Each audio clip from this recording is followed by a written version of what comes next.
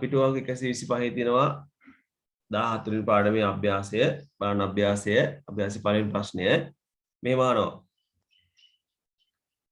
සෞරග්‍රහ මණ්ඩලය විස්තර කිරීම සඳහා වඩාත් සුදුසු ප්‍රකාශය තෝරන්න. සෞරග්‍රහ මණ්ඩලය විස්තර කිරීම සඳහා වඩාත් සුදුසු ප්‍රකාශය මොකක්ද කියලා අහනවා. බලමු.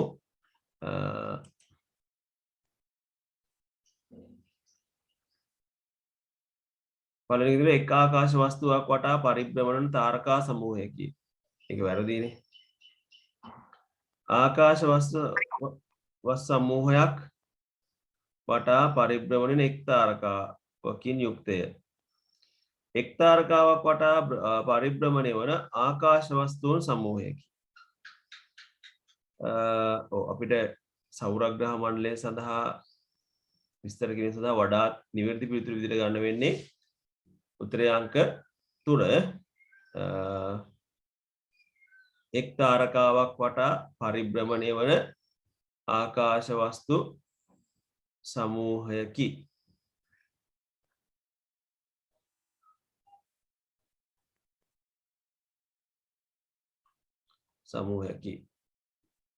උත්තරේ අංක 3. හරි. දෙවෙනි ප්‍රශ්නය සූර්යයා පිළිබඳ වැරදි ප්‍රකාශය තෝරන්න. 1. සූර්යයා චන්ද්‍රයාට වඩා ප්‍රමාණයෙන් කුඩාය. සූර්යයා එතන වැරදිනේ. පළවෙනි එක වැරදි. බලමු දෙවෙනි එක සූර්යයා ශක්ති ප්‍රභවයක හරි. සූර්යයා වටා ග්‍රහලෝක පරිභ්‍රමණය වේ. හරි. සූර්යයා පෘථිවියේ සිට කිලෝමීටර් මිලියන 150ක් වුණු දුරින් පිටයි. ඒකත් හරි. ඒතර පුතේ වැරදි ප්‍රකාශය වෙන්නේ සූර්යයා චන්ද්‍රයට වඩා කුඩායි කියන ප්‍රකාශය. සූර්යයා චන්ද්‍රයට වඩා ගොඩාක් විශාලයි. හරි. එහෙනම් උත්තරේ අංක 1. හරි. ඊට පස්සේ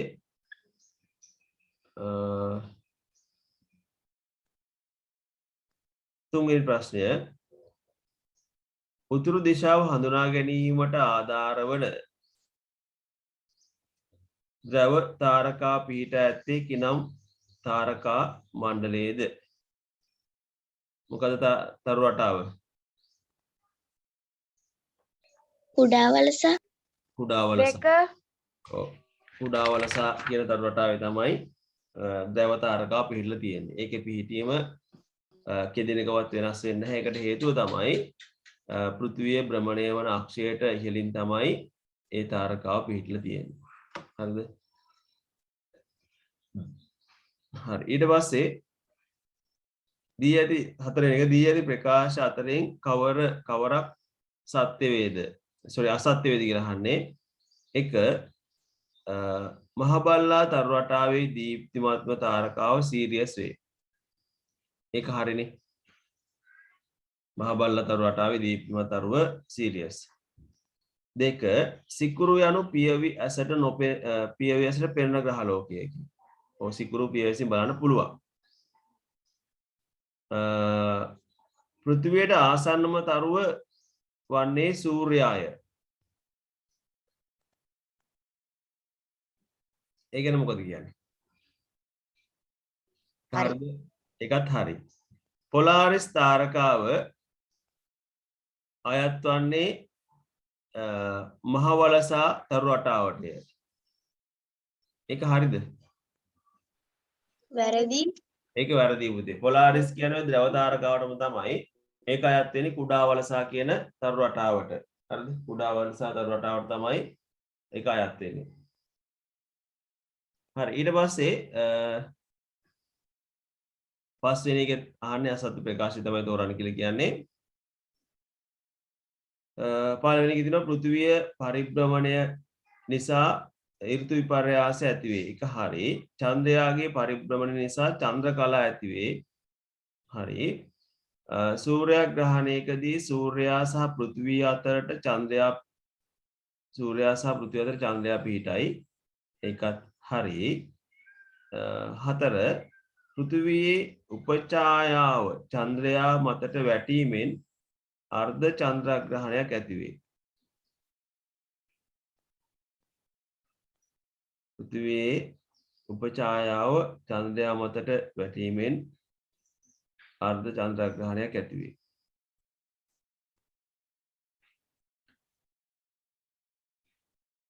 හරි. එතකොට මේකෙන් පළවෙනි එක බලමු. පෘථිවියේ පරිභ්‍රමණය නිසා ඍතු විපර්යාස ඇති වේ. ඒක හරිනේ. දෙක චන්ද්‍රයාගේ පරිභ්‍රමණය නිසා චන්ද්‍ර කලා ඇති වේ. තුන්වෙනි කියන සූර්යග්‍රහණයකදී සූර්යයා සහ පෘථිවිය අතර චන්ද්‍රයා පිහිටයි. සූර්යග්‍රහණයකදී සූර්යයා සහ පෘථිවිය අතර චන්ද්‍රයා පිහිටනවා. ඒකත් හරිනේ. තුන්වෙනි එක හරි. හතරවෙනි එකත්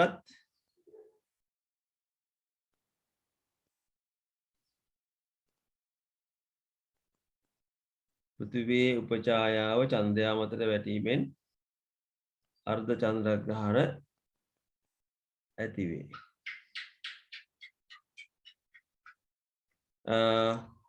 අර්ධ චන්ද්‍රග්‍රහණ ඇති වෙන්නේ කොහොමද?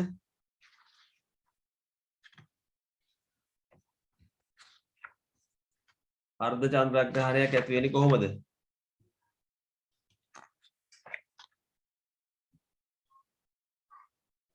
අර්ධ චන්ද්‍රග්‍රහණයක් ඇති වෙන්නේ පුතේ පෘථිවියේ ඡායාවෙන්, කියන්නේ පෘථිවියේ ඡායාව තුල චන්ද්‍රයාගේ කොටසක් තියෙනවා. ඉදිරි කොටස තියෙන උපචායාව මත. එතකොට සම්පූර්ණයෙන්ම පෘථිවියේ උපචායාව මතට චන්ද්‍රයා කියන්නේ උපචායාව චන්ද්‍රයා මතට වැදුන මේ පත් වුණාට පස්සේ ඇති වෙන්නේ අර්ධ චන්ද්‍රග්‍රහණ නෙවෙයි උපචායා චන්ද්‍රග්‍රහණ. එතකොට හතරවෙනි එක තමයි අසත්‍ය ප්‍රකාශය. හරි? උත්තරේ අංක 4. හතරවෙනි එක කීයද? පස්වෙනි ප්‍රශ්නෙට උත්තරේ අංක 4. හරි. ඊට පස්සේ පස්වෙනි ප්‍රශ්නයට උත්තරේ අංක 4. හතරවෙනි එකට සර්. හතරවෙනි එකට 4 එකක්. රයිට්. බලමු ඊළඟට කෙටි පිළිතුරු සපයන්න තියෙන්නේ. ඒකේ පළවෙනි එක 8 වැනි ශ්‍රේණියේ ඉගෙනු ලබන සිසුන් දෙදෙනෙකු රාත්‍රී අහස නිරීක්ෂණය කිරීමෙන් පසු දැක් වූ අදහස් පහක් දැක්වේ. බලමු. ඒ සිසුවා කියන මෙහෙම. මම ඊයේ රෑ අහස දිහා බලා ඉන්නකොට එක තරුවක් ඉතා වේගයෙන් ගමන් කරලා එළිය වැඩි වෙලා එකපාරට අතුරුදහන් වුණා. බී සිසුවා කියනවා මම ඊයේ රෑ 7ට විතර අහස දිහා බලාගෙන හිටියා. එතකොට එක තරුවක් තරමක් වේගයෙන් අනෙක් තරු අතරින් ගමන් කළා. ඒ ගමන් කළේ උතුරු දිශාවෙන් ඉඳන් දකුණු දිශාවට. ඒතර ඉහත සාකච්ඡාවේදී ඒ සිසුවා නිරීක්ෂණය කළ වස්තුව කුමක් විය හැකිද? මොකද ඒ වස්තුව?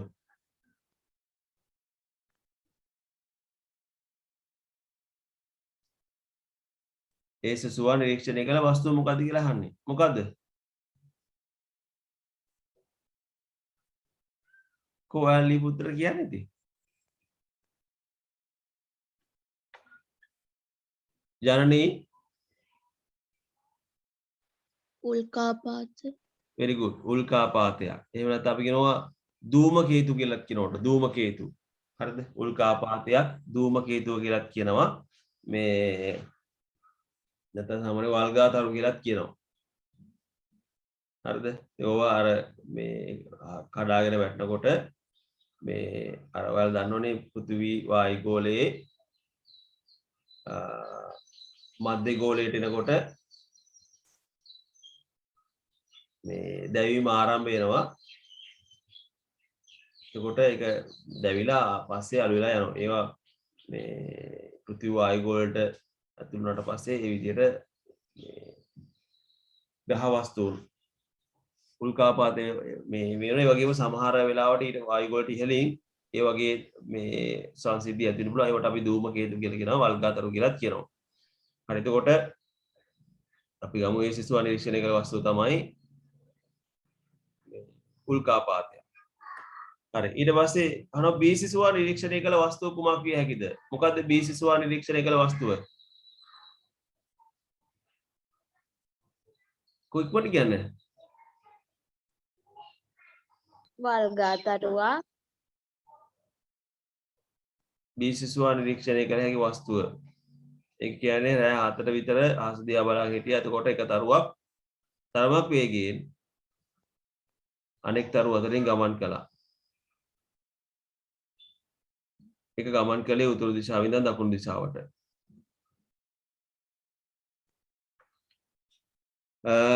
ඔව් පුතේ මෙතන අපිට මෙහෙමයි ඔක සමහර ලාවට දැන් ඒක වල්ගාතරුවක් කියලා කියන්නත් පුළුවන්. එහෙම නැත්නම් අර චන්ද්‍රිකාවලක් තියෙනවා මේ අර වල්ගාතරුවක් නම් අර කඩාගෙන වැටෙනකොට අර පිටිපස්සට තියෙන ඒ වගේ තියෙන්න ඕන වල්ගාතරුවක. නමුත් මේ කියන්නේ එක තරුවක් තරමක් වේගයෙන් නේ. ඒක තරුවක් නෙවෙයි මේක මෙහෙම වෙන්න පුළුවන්. ඔක චන්ද්‍රිකාවල තියෙනවනේ. චන්ද්‍රිකාවලක් තියෙනවා ආලෝකය නිකුත් කරනවා. ඒක චන්ද්‍රිකාවක්. එහෙම නැත්නම් ජෙට් යානයක්. ඒ වගේ දෙයක් වෙන්න පුළුවන්. හරිද? එතකොට ඒක වල්ගාතරුවක් නම් වල්ගා අර තියෙන්න ඕන වලිගය වගේ තියෙන්න ඕන කොටසක්. හරිද? මේ ඒක වල්ගාතරුවක් කියන එක එතන ගැලපෙන්නේ නැහැ. අපි ඒක ලියමු චන්ද්‍රිකාවක්. එහෙම නැත්නම් ජෙට් යානා වල තමයි ওই විදිහට අර එකම වේගයෙන් ගමන් කරනවා ආලෝකය. ඒක තරුවක් වගේ අපිට පේනවා. නමුත් ඒ ඇත්තටම තරු නෙමෙයි.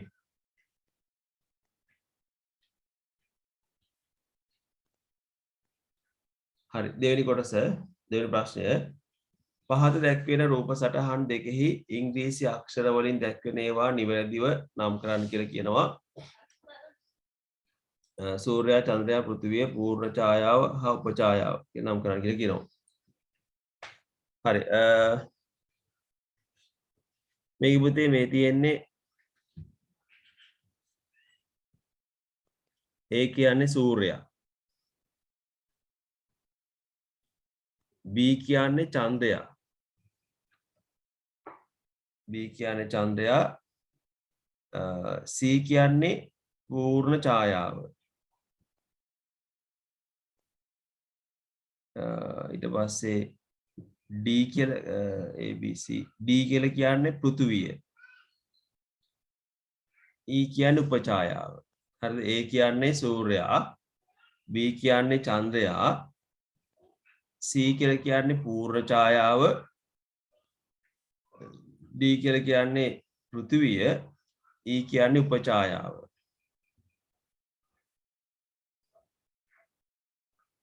ඊළඟට ඒකේ දෙවෙනි කොටස PQRSTU නම් කරන් තියෙන්නේ. P කියලා කියන්නේ සූර්යයා. Q කියලා කියන්නේ චන්ද්‍රයා. R කියලා කියන්නේ උප ඡායාව. S කියලා කියන්නේ උප ඡායාව. T කියලා කියන්නේ ඡායාව. U කියලා කියන්නේ පෘථිවිය. P කියන්නේ සූර්යයා. Q කියන්නේ චන්ද්‍රයා. R කියන්නේ උප ඡායාව. S කියන්නේ උප ඡායාව. T කියන්නේ ඡායාව. U කියන්නේ පෘථිවිය.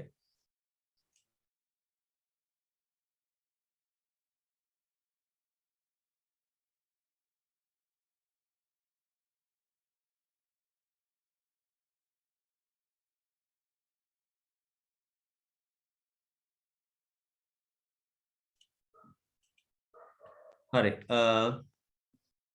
ත්‍රිපුතේ උතරින් අභ්‍යාසය ඉවරයි. 14 වෙනි පාඩමේ අභ්‍යාසය ඉවරයි. අපිට තියෙන්නේ 15 වෙනි පාඩම. අවසාන පාඩම ස්වාභාවික ආපදා. එතනින් පස්සේ පාඩම් ටික ඔක්කොම ඉවරයි. පාඩම් ටික ඔක්කොම ඉවරනාට පස්සේ මම බලාපොරොත්තු වෙන මෙහෙම දැන් සමහර දරුවෝ ඉන්නවා පාඩම් මගේ ඇරිච්ච අය ඉන්නවා.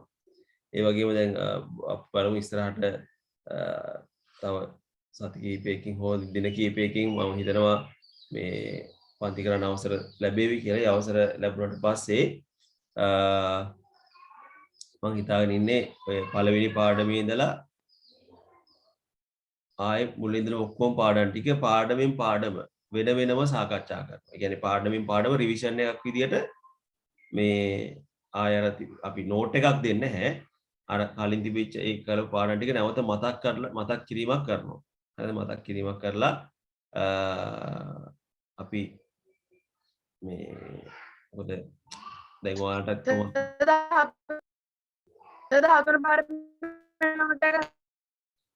මොකද පුතේ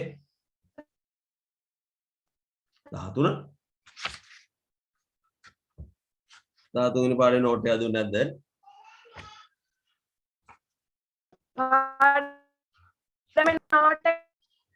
මට ඔයා කියන එක පැහැදිලි නෑ පුතේ. නෑ දිනෙත් මම කියනකො 13 වෙනි පාඩේ නෝට් එක 13 වෙනි පාඩේ නෝට් එකක් දුන්නේ නැද්ද? 13 වෙනි පාඩේ නෝට් එකක් දුන්නේ නෑ 13 වෙනි පාඩේ නෝට් එකක් දුන්නේ නැද්ද? නෑ හරි ඒක දෙන්නම් ඉතින්. ඒක දෙන්නම් කිව්වා. හරි ඒක පුතේ දෙන්නම් මොකද ඒක මට නම් පොඩ අමතක වෙලා තිබුණේ මේ මතක් කරපු එක හොඳයි මේ ඒ පාඩම විතරනේ අනිත් පාඩම් ඔක්කොම නෝට් දීලා තියෙන්නේ. ඔව් සර්. හරි මේ ඒක නෝට් එක දෙන්නම්.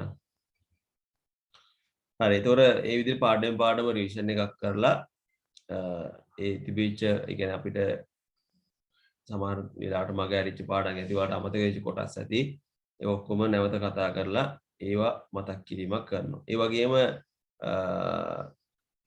තව දෙයක් තමයි දැන් අපි මේ ඉන්නේ 10 වෙනි මාසේ අවසානයේ කියන්නේ 11 වෙනි මාසේ මුල ඉන්නේ. ඒ කියන්නේ 10 වෙනි මාසේ කියන්නේ 11 වෙනි මාසේ පෙනිපෙනී ඉන්නේ. ඒක සාමාන්‍ය වෙන අවුරුදු වල නම් නොවැම්බර් මාසයේ මැද හරිය වෙනකොට විභාග පටන් ගන්නවා. හරිද? දෙසැම්බර් මුල නිවාඩු දෙනවා. නමුත් මේ අවුරුද්දේ එහෙම වෙන්නේ නැහැ. මොකද මේ අවුරුද්දේ 3 වෙනි වාරයේ අවසන් වෙන්න සාමාන්‍යයෙන් මාර්තු වගේ වෙයි කියලා හිතනවා. ඊටත් කල්යයි දන්නේ නැහැ. මොකද සාමාන්‍ය පෙළ විභාගේ තියන්න ඕනේ. ඊට කලින් උසස් පෙළ විභාගේ තියන්න ඕනේ. ඉතින් ඒ වගේ ප්‍රශ්න ගොඩක් තියෙනවා. කොහොමවත් අපි මම බලාපොරොත්තු වෙනවා දැන් මේ 8 වසරේ වැටි ගියුණාට පස්සේ 9 වසරේ ඔයාලට ඒ කියන්නේ ඔයාලා 9 වසරට යන්න කලින් 9 වසරේ පටන් ගන්නවා. හරිද? මේ මොකද අපි 9 වසරේ ලොකු සිලබස් එකක් තියෙනවා. අපි 8 අර පාඩම් ටික මතක් කරමින් රිවිෂන් එක කරන අතරතුර 9 වසරේ පාඩම් ටිකත් හිමීට පටන් අරන් කරගෙන යමු. ඒතකොට අපිට ඔයාලට පුළුවන් ඉක්මනින්ම ඒවා පාඩම් කරලා මතක තියාගන්න. එතකොට පාඩම් කරගන්න කාලයක් තියෙනවනේ. අනික අපිට පාඩම් ටික ඉක්මනට ඉවර කරගන්න පුළුවන්. ඒ පාඩම් ටික ඉක්මනට ඉවර කරගත්ත කියන්නේ පේපර් වැඩිපුර සාකච්ඡා කරලා වැඩිපුර පේපර් ප්‍රමාණයක් කරගන්න පුළුවන්. හරි? එහෙම තමයි කරන්න බලාපොරොත්තු වෙන්නේ. බලමු ඉස්සරහට. හරි එහෙනම් අපි යමු 15 වෙනි පාඩමට අවසාන පාඩම. ලියා ගන්න මාතෘකාව ස්වාභාවික ආපදා. 15 වෙනි පාඩම ස්වාභාවික ආපදා.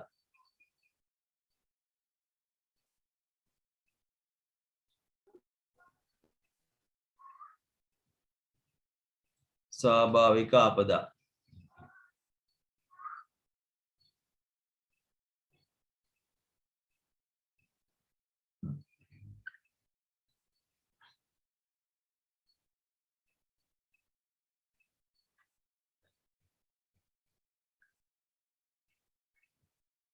හරි මේ නැවත මතක් කිරීම කරන්න පුතේ මේ කලින් මම කතා කරද්දී ගොඩක් කට්ටිය හිටියේ නැහැ.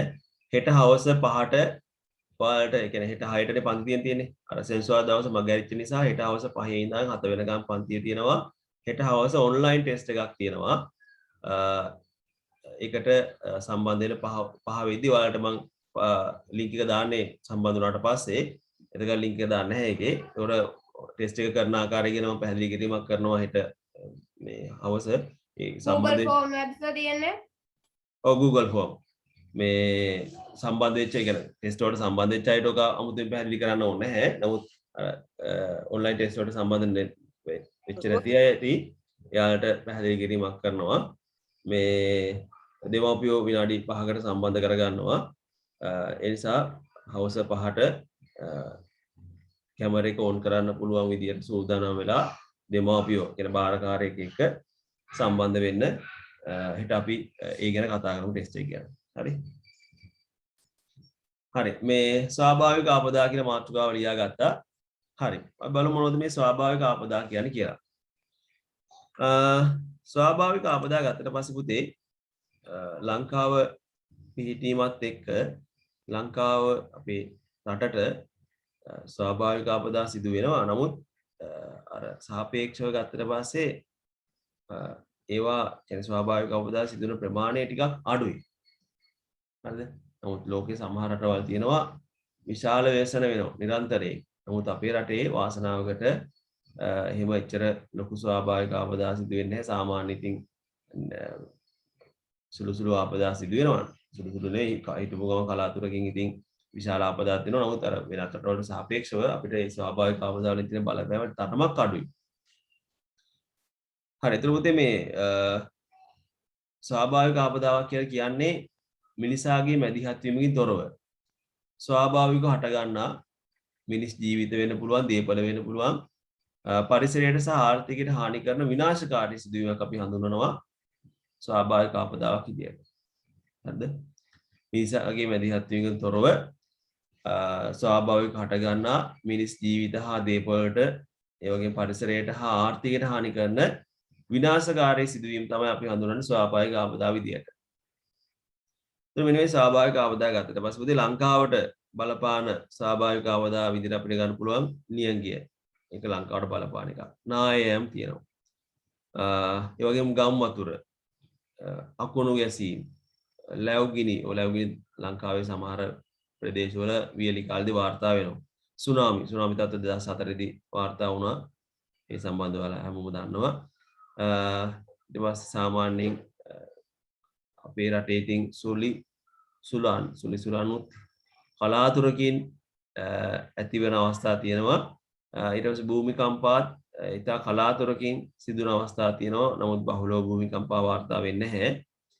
ගිනි කඳු පිපිරීම නම් කොහොමවත් ලංකාවේ වාර්තා වෙන්නේ නැහැ. ඇයි ගිනි කඳු පිපිරීම ලංකාවේ වාර්තා වෙන්නේ නැත්තේ? ලංකාවේ ගිනි කඳු නැහැ. ලංකාවේ ගිනි කඳු නැහැනේ. ඔව් ලංකාවේ ගිනි කඳු නැහැනේ. ඒ නිසා එච්චරයි අඩු. අනිත් ටික නම් ඉතින් ටික තියෙනවා.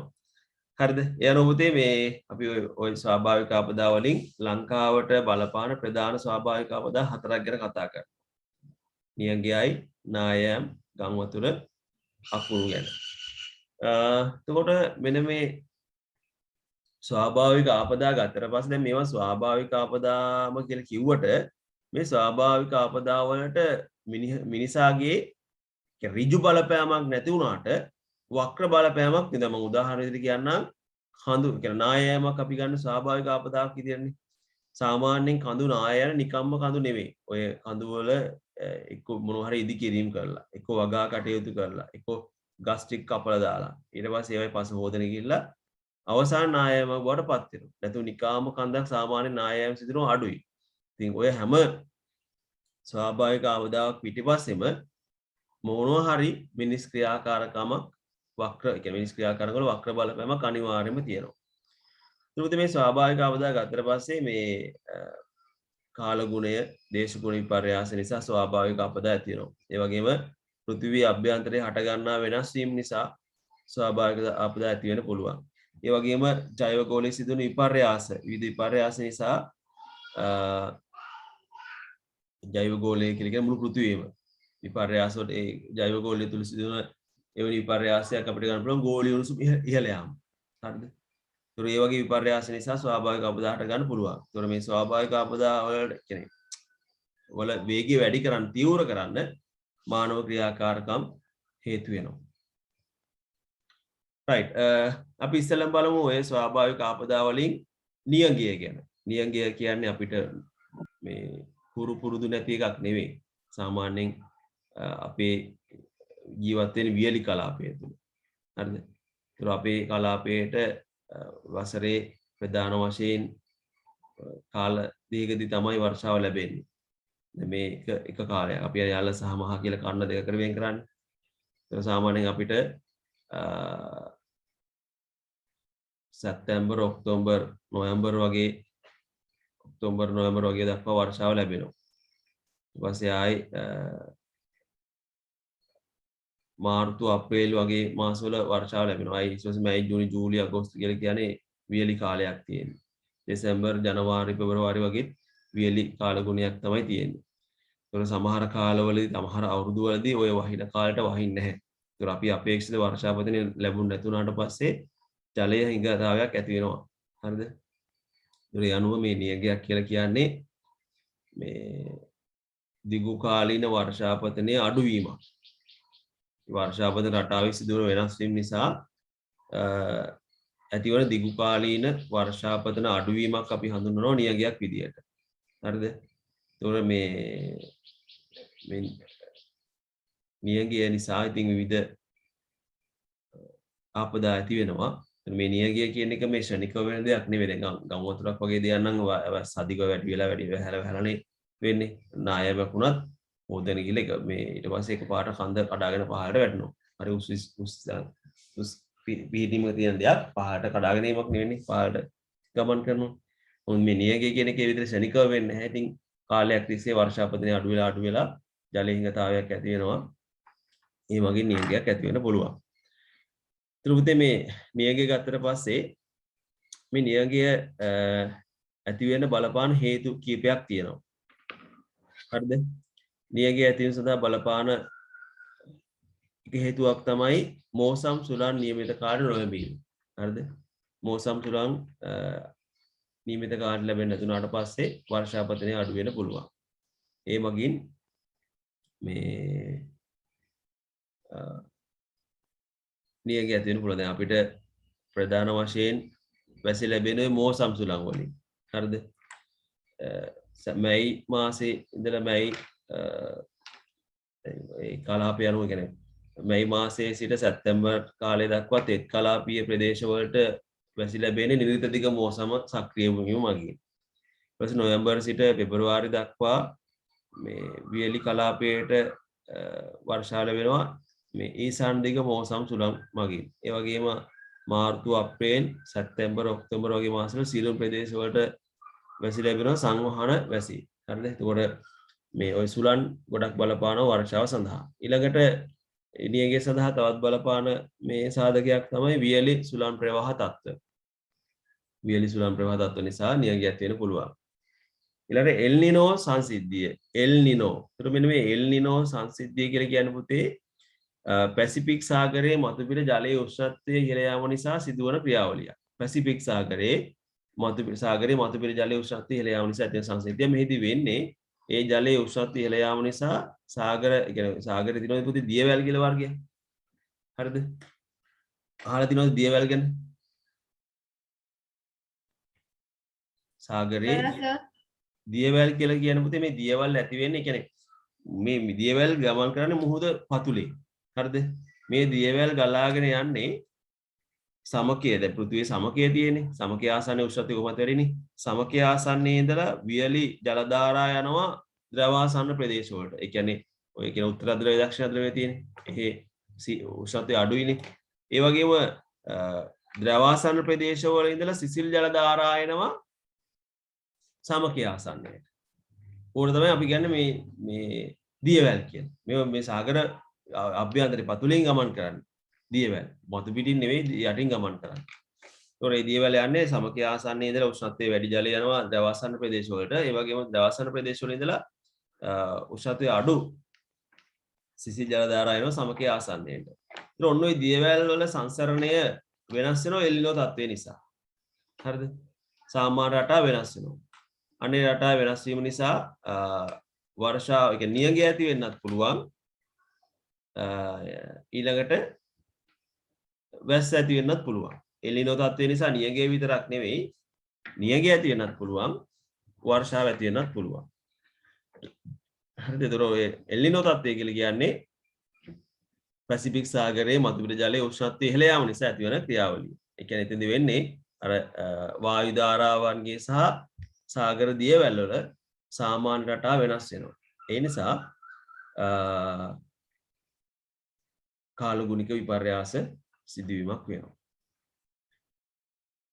හරි. ඊතර පුතේ මේ නියගය නිසා වෙන්නේ බලපෑම් වෙන්නේ ජලාශ දී යනවා පොළොව ඉරිතැලීම් වෙනවා ඊළඟට මේ අපි මොනවද මේ පොඩි ගංගා සිඳී යන්න පුළුවන් ඊට පස්සේ සතුන්ට ජලය හිඟ වෙලා සතුන් මිය යන්න පුළුවන්. ඒ කියන්නේ ශාක මිය යනවනේ. ජලය හිඟුනට පස්සේ ශාක මැරෙනවා. ශාක ආහාර නැතිලා සමහර සතුන් මිය යන්න පුළුවන්. එතකොට මේ නියඟය සඳහා බලපාන මානව ක්‍රියාකාරකම් තියෙනවා. දැන් ඔබ ස්වාභාවික ආපදාවක් වුණාට නියඟය සඳහා බලපාන මිනිස් ක්‍රියාකාරකම් තියෙනවා. බලමු මොනවද මේ මිනිස් ක්‍රියාකාරකම් කියලා. එකක් තමයි මේ විවිධ ඉදිකිරීම් නිසා මේ වැසි ජලයේ පොළොවට උරා ගැනීම අඩු වෙනවා. ඊට පස්සේ පොළොවේ මේ රඳවා ගන්නා ජල ප්‍රමාණය අඩු වෙනවා. මේ නිසා මේ නියඟය ඇති වෙන බලපෑමක් වෙන්න පුළුවන්. ඒ වගේම තව දෙයක් තමයි විවිධ ඉදිකිරීම් නිසා වනාන්තර ඉවත් කිරීම. වනාන්තර එලිපෙහෙලි කරනවා. ඊට පස්සේ ජල උල්පත් සිඳී යනවා. මේ නිසා නියඟය ඇති වෙන්න පුළුවන්. ඊළඟට අක්‍රමවත් ජල පරිහරණය සහ අධි ජල පරිහරණය මගින් ජලය නාස්ති කිරීම. ජලය නිසියාකාරව කළමනාකරණය නොකර පාවිච්චි කරනවා. ඊළඟට අක්‍රමවත් ලෙස විවිධ භෝග වගා කරනවා. භෝග වගා කරලා ඊට පස්සේ පස තුල ජලය රැඳීම අඩු වෙනවා. පාංශු ඝාතනය වේගවත් වෙනවා. මේ නිසා නියඟයට ඒක බලපෑමක් වෙන්න පුළුවන්. ඒ වගේ වනාන්තර විනාශ කිරීම නිසා ජල චක්‍රයට බලපෑමක් ඇති වෙනවා. මේ වගින් වර්ෂාපතනය අඩු වෙන්න පුළුවන්. ඒ වගේම ගෝලීය උණුසුම ඉහළ යාම, ඒ කියන්නේ ඔය පොසිල් ඉන්ධන වගේ ඉන්ධන වර්ග දහනයේදී කාබන් ඩයොක්සයිඩ් වායු පිට වෙනවා. කාබන් ඩයොක්සයිඩ් වායු සාන්ද්‍රණය ඉහළ යාමත් එක්ක වායු ගෝලීය උණුසුම, කියන්නේ ගෝලීය උණුසුම ඉහළ යනවා. ගෝලීය උණුසුම ඉහළ යාමත් එක්ක කියන්නේ ගෝලීය උණුසුම ඉහළ යාම අපි හරිතාගාර ආචරණය විදිහට හඳුන්වනවා. ඒ හරිතාගාර වායු ප්‍රමාණය වැඩි වීමත් එක්ක ගෝලීය උණුසුම ශීඝ්‍රයෙන් ඉහළ යනවා. මේ නිසා දේශගුණික රටා කාලගුණික විපර්යාස වෙලා ඒක නියඟයට හේතුවක් වෙන්න පුළුවන්. හරි. ඊතර පුතේ මෙන්න මේ නියඟය සඳහා බලපාන ස්වාභාවික හේතු සහ මානව ක්‍රියාකාරකම් අපිට සටහනක් මගින් මෙන්න මේ විදියට නිරූපණය කරන්න පුළුවන්. පළවෙනි පොතේ තියෙනවා මේක. ස්වාභාවික හේතු තමයි මෝසන් සුළං නියමිත කාර්ය නොලැබීම, වියලි සුළං ප්‍රවාහ, එල්නිනෝ සංසිද්ධිය. මානව ක්‍රියාකාරකම් තමයි අක්‍රමවත් ඉදිකිරීම, අක්‍රමවත් ජල පරිහරණය, අක්‍රමවත් පාංශු පරිහරණය, වනාන්තර විනාශ කිරීම, හර්තාගාර වායු පරිසරයට මුදා හැරීම. මේ ක්‍රියාවලිය වල ප්‍රතිඵලයක් විදිහට වර්ෂා රටාව වෙනස් වෙනවා. වර්ෂාපතන ප්‍රමාණය අඩු වෙනවා. ජල හිඟයක් ඇති වෙනවා. ඒක තමයි අපි හඳුන්වන්නේ නියඟය විදියට. හරි.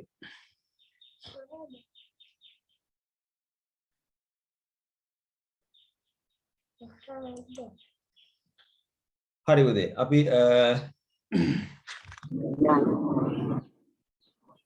ටිකක් ලියාගමු මේ සම්බන්ධව අපි කතා නියඟය ගැන.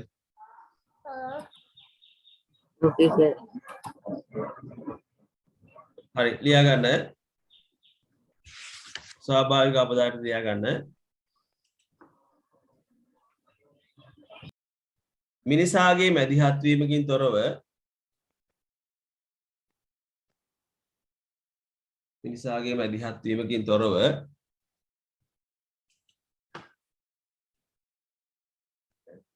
මිනිසාගේ මැදිහත් වීමකින් තොරව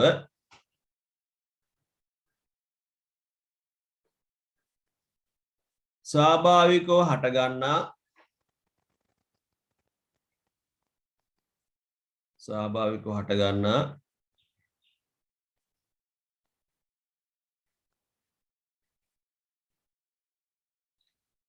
මිනිස් ජීවිත හා දේපළවලට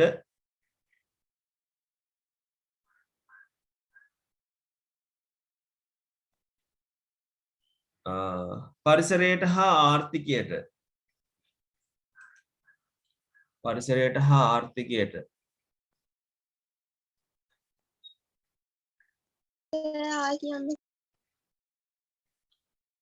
මිනිසාගේ මැදිහත් වීමකින් තොරව ස්වාභාවිකව හටගන්නා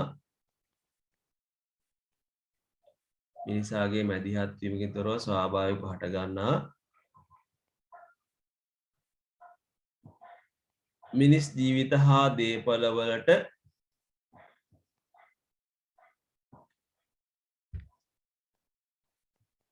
මිනිස් ජීවිත හා දේපළවලට පරිසරයට සහ ආර්ථිකයට හානි කරන පරිසරයට සහ ආර්ථිකයට හානි කරන විනාශකාරී සිදුවීම්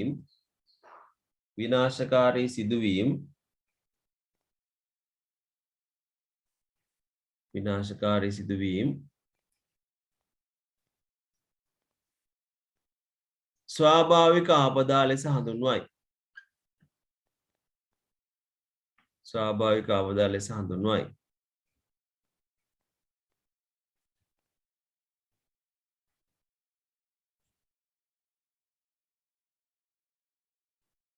උදාහරණ ලියා ගන්න.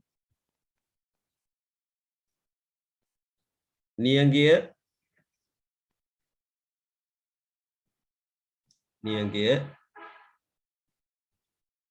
නායම්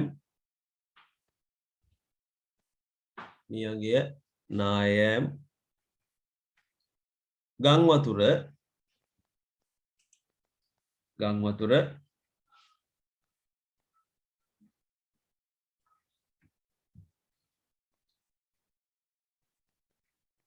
සුලිසුලන් කියන්නකෝ සර්. නියඟය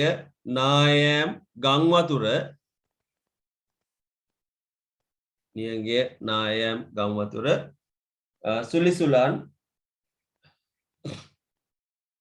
සුලිසුලන්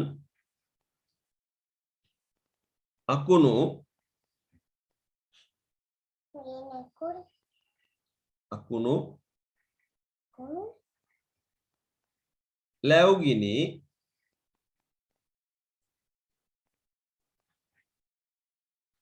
ලැව්ගිනි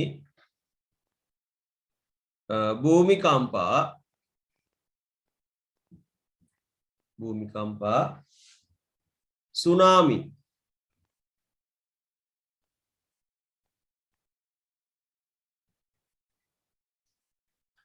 ගිනි කඳු පිපිරීම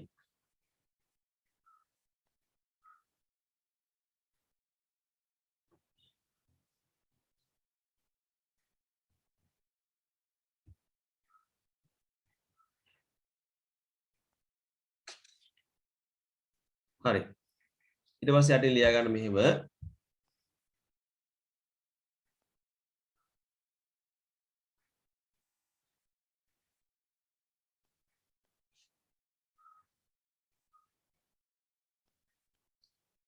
ස්වාභාවික ආපදා සඳහා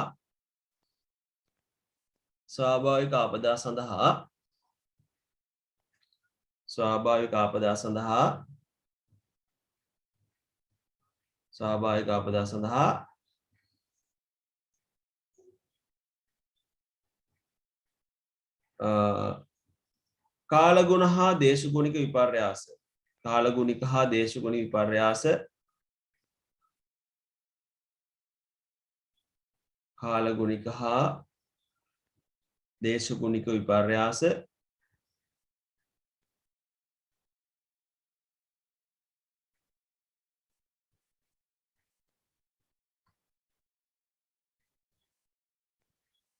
පෘථිවිය අභ්‍යන්තරයේ හටගන්නා වෙනස් වීම්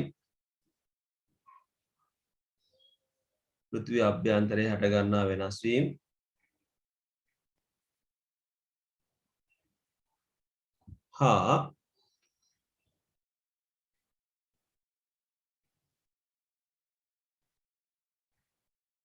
ජෛවගෝලයේ සිදුවන විපර්යාස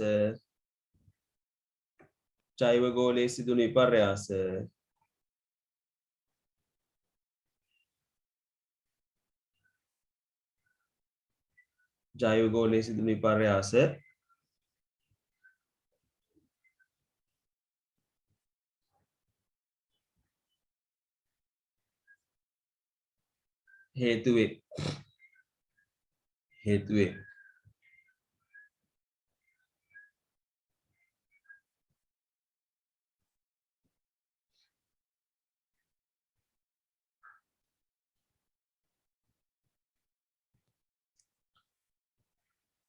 එමෙන්ම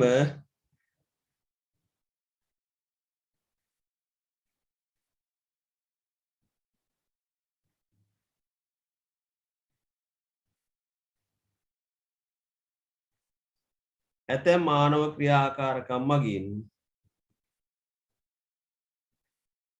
ඇතැම් මානව ක්‍රියාකාරකම් මගින්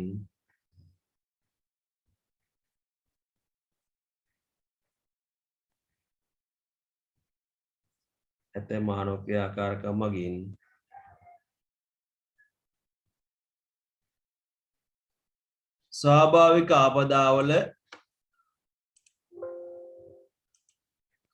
ස්වාභාවික ආපදාවල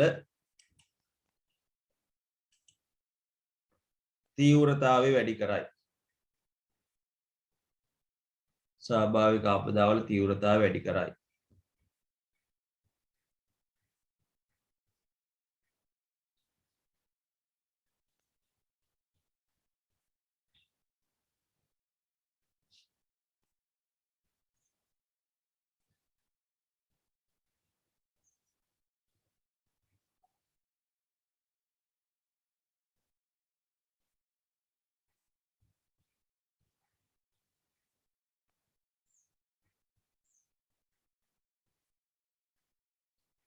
හරි ඊට පස්සේ උදේ යටින් ලියාගන්න වෙනම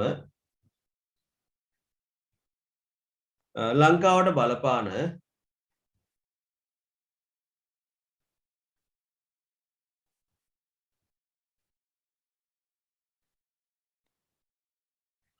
ප්‍රධාන ස්වාභාවික ආපදා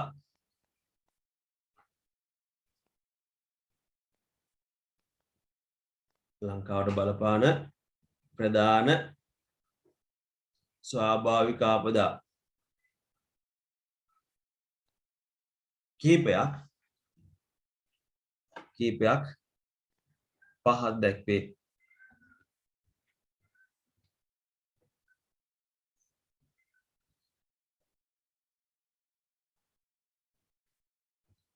ලියා ගන්න පළවෙනි එක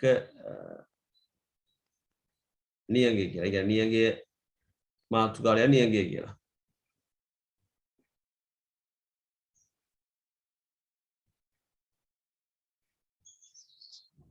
නියඟය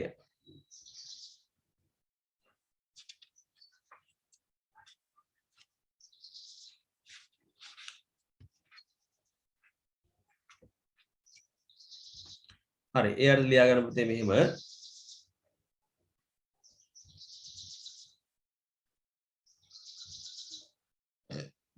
වර්ෂාපතන රටාවේ සිදුවන වෙනස් වීම නිසා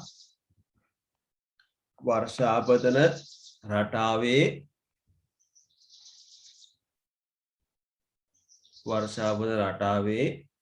සිදුවන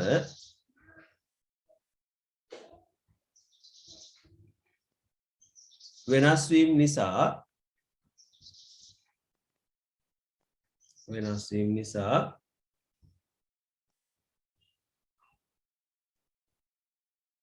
ඇතිවන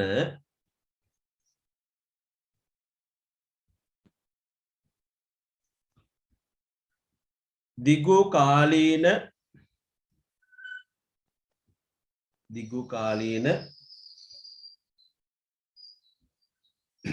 වර්ෂාපතන අඩුවීම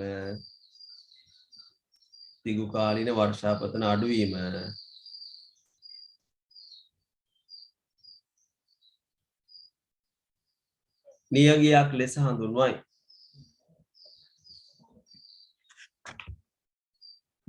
ලෙස හඳුන්වයි.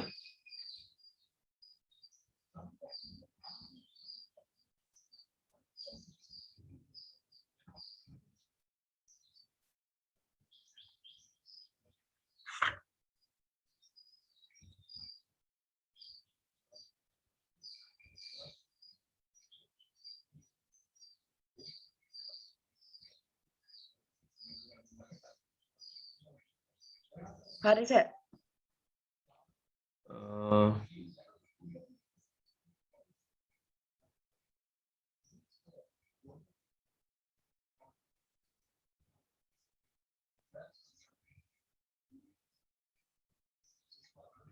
හරි ඊට පස්සේ ලියා ගන්න ඒකටම නෑ වෙනම ලියා ගන්නකෝ නියගයේ ඇතිවීම සඳහා බලපාන හේතු කීපයක්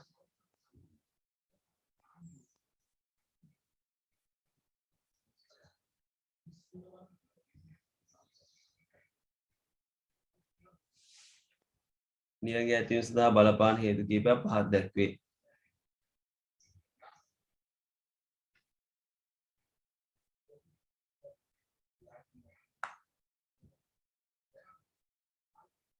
හරි ලියා ගන්න පහලට මෝසම් සුළං නියමිත කාලයට නොලැබීම මෝසම් සුළං නියමිත කාලයට නොලැබීම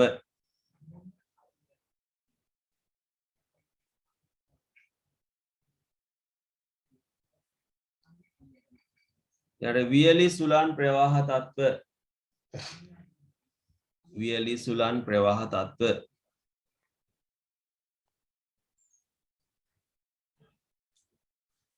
වියලි සුළං ප්‍රවාහ තත්ත්ව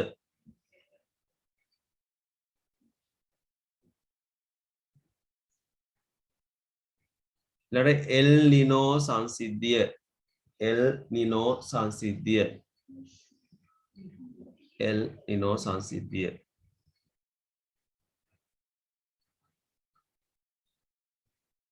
හරි අපි අදට මෙතනින් පන්ති අවසන් කරනවා